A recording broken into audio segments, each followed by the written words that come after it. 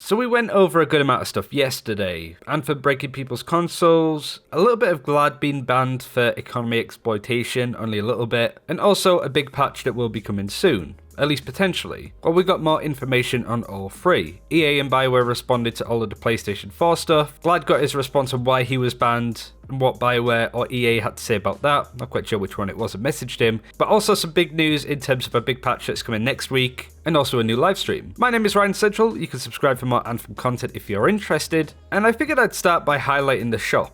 The store resets in another 3 days, but as you can see, no armor sets yet again. The emotes are pretty good, to be honest, but the fact that there isn't any armor sets is bothering me quite a lot. I've still had the same gear on from like level 1 to now. I've changed it a little bit in color schemes and stuff, but I would like to see more armor sets in game. Granted, some of these will be involved with the stronghold caches, which we'll go over later on in this video, but I will probably bring this topic up more in detail on how it's a problem if in 3 days time the store resets and it's the same kind of stuff. But it's not good. You have a $6 graphic in here that doesn't look amazing. The emotes are okay, but you get my point. People really want new armor sets, and it feels that Bioware and EA are kind of content getting them behind their stronghold cache system, which I feel is going to do more harm than good. But I wanted to start there and go straight to the stuff of banning Glad. Glad was the live streamer that was banned from Anthem for economy exploitations. He made a video going over what he did and why he felt it was unfair because it was a PvE game. He said that he went around farming chests in GM3, which isn't an exploit.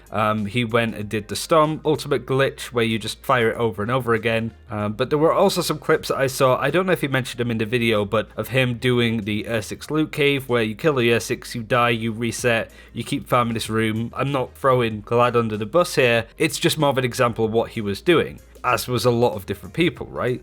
But the main thing is that Glad didn't have a really clear response on why he was banned in the first place, but he did get one recently. He made another video about it. If you want to check it out, it's in the description below. But ultimately, it boils down to this tweet. Anthem, 2-week suspension. Reason, using the Storm ult exploit to unfairly gain items. He says, I did in fact use the Storm ult spam. It was only for a brief time, but I guess it was enough to get me suspended. I don't know how this will impact my playing moving forward. Guess we'll see. Early on, it was believed to have been the chest farm that got me banned. This was obviously all assumption. In my video, I 100% admit to using the Storm ult spam while farming. I still think things could have been handled better on their end, but as a growing content creator, I accept a responsibility and have influence on others. Even though it's PvE, people may still adopt my doings which impacts others. Actions were taken and I fully own up to them. This was the main sort of response that came from his video, was just that, yeah, it's exploitation, but because it's a PvE game, I'm not ruining the economy. You can't trade items in Anthem, you can't do anything like that, so he didn't feel that he was affecting the economy in a negative way. But I think that it mostly boils down to the fact that him as a content creator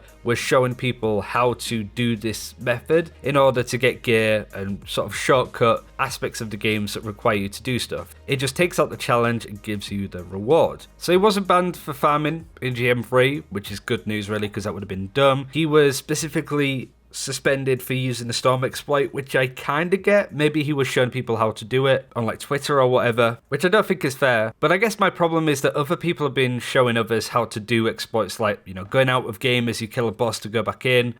Not anybody that I know, I don't think, but generally it's an area where if Glad gets banned for similar stuff, they should ban others. There's no consistency there, you know what I mean? So it feels like Glad was just unfortunate. I mean, he's got his name out there, I suppose, so people know a little bit more about him, and he seems like a pretty cool guy. So I guess that's the good that's come out of it, but you get what I mean. Like, it's a bit of a dumb reason to ban somebody. I'm glad that it's not banned forever. It's only 2 weeks, but certainly this has a negative effect on both Glad playing this game as a person that knows about these exploits and stuff, and also the community. As most have highlighted, Destiny had a similar thing with a loot cave. Nobody got banned because they were exploiting it, you know? So I think that's an area that Bioware need to learn and go, we made a mistake, our game was exploited, please don't do this whilst we're trying to fix it. I think that's fair enough, but banning people might be a bit much. But I genuinely thought it would be for the loot cave stuff that I showed. That seems like a bit more of a problem for me, but showing people how to do this kind of stuff obviously affects the game in a negative way, because everybody starts doing it. Next up, we spoke about it quite a lot yesterday. Apparently people are having big problems with their PS4s. I will save the clip again from the Giant Bomb podcast, but as an example, it was trying to log out of the game game, it completely hard set your PlayStation 4. In this specific case, it didn't break the console, it just reset it, it turned on again and had to go through the sort of safe mode diagnostics feature stuff, but it did break the console completely. But I have no doubt in my mind, and I firmly believe those that are saying, hey, this game has hard reset my console, but whether or not it's actually breaking consoles to the point that it's, completely breaking them, that they need somebody to repair them, that seems like it might not really be the case. I'll start with the main bits of news before we get onto certain other areas. EA and Bioware have both sort of said, we're aware of the crashing issue some of you may have been reporting for Anthem game. We're investigating and ask that you share your crash data reports when prompted. If you have, we'll be reaching out to gather info. If not, please reply to this thread on AHQ.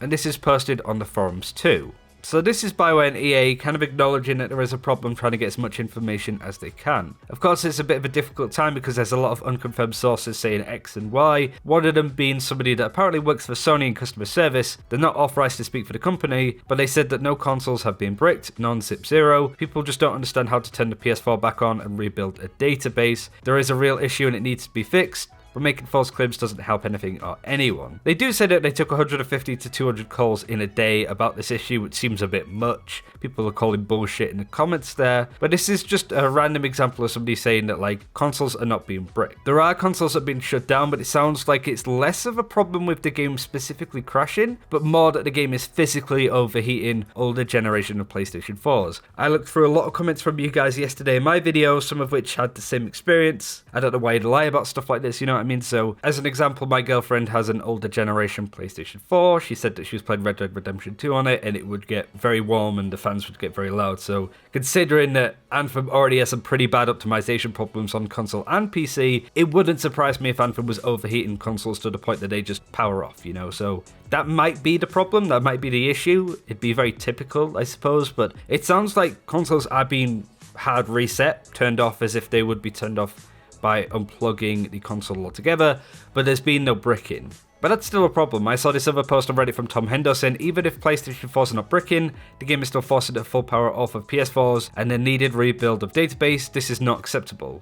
The last sentence I really want to highlight because it's, perfect really. Defenders of the game, please continue to defend the actual game, as it has some brilliance to it. But do not defend the fact that it's crashing player systems, just put yourself in the same shoes as the people it's happening to. And somebody in the comments there, top comment really here, from Milazagne, it's from here. Force shutting down in an unintentional way can cause harm to a console too, which again is very true. Regularly having a system crash to the point of having it rebuild the database can't be good either, so I'm not saying that consoles are not being bricked. If you're on console and you're worried, I would just advise not to play right now. No doubt that this problem is being fixed as soon as possible. I would assume that this problem will be seen to within a week, with any luck at least. But it's good to know that EA and Bioware, and even Sony probably at this point, are making sure that they can fix this problem from happening, because it affects all of them. It's kind of all of their responsibilities we spoke about yesterday, so maybe wait for the next big patch. And that's where we go on to a bit of good news to sort of finish on. Jesse Anderson, who is one of the main community managers, handles stuff like the hot fixes, the patch notes and stuff. He says, I know I've been quite quiet today across channels, but it's not because I'm trying to ignore anyone. It's because I'm working on the patch notes for the next update and planning an Anthem game live stream for Wednesday, March the 6th. That's tomorrow.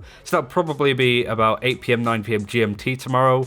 Maybe we'll get some more information to add. But no doubt the stream will be to have the devs acknowledge a lot of stuff, be like, hey, we're still here, we're still listening, we're trying to fix the game. But one would assume that they'll be showing off the new features that will be added into the game next week. This would be the Stronghold caches, where you finish a Stronghold, there's some chests at the end, so you get keys from doing legendary contracts, you open them, you get cosmetics, like hopefully armor sets, emotes, vinyls, actual vanity stuff that you can earn in game, because there isn't any other than reputation wear states, which I think is unacceptable, but we'll talk about that some other time. Then there's stuff like legendary contracts. With any luck, there's more weapons, more abilities, masterwork weapons, stuff like that. With any luck, I hope so at least. But no doubt they're going to go over some of this stuff, maybe show it off. But that patch will be coming next week, at least potentially. Jesse did say that he's working on the patch notes for the next update. This could be a hotfix coming out today, but one would assume that it would be the big patch coming next week with a lot of other fixes. We spoke about it yesterday. Ben Irving says that they're planning to fix for a patch that will drop around March 12th for some inscription stuff, and also said that there's going to be a fix to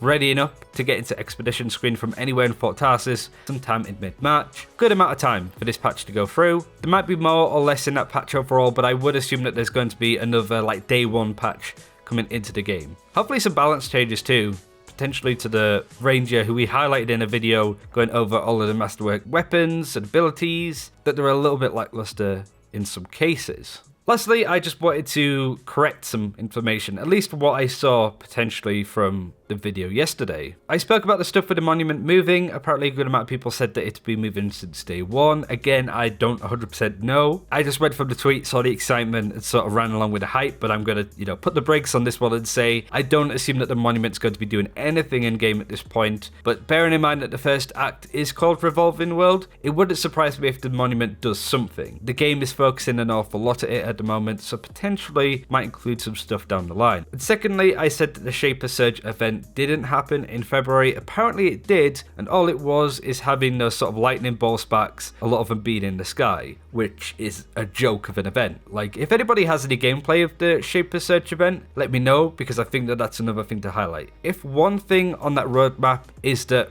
electricity balls spawn in the sky for free play, that's not good, considering, as I highlighted yesterday, half of the events in the game are free play events.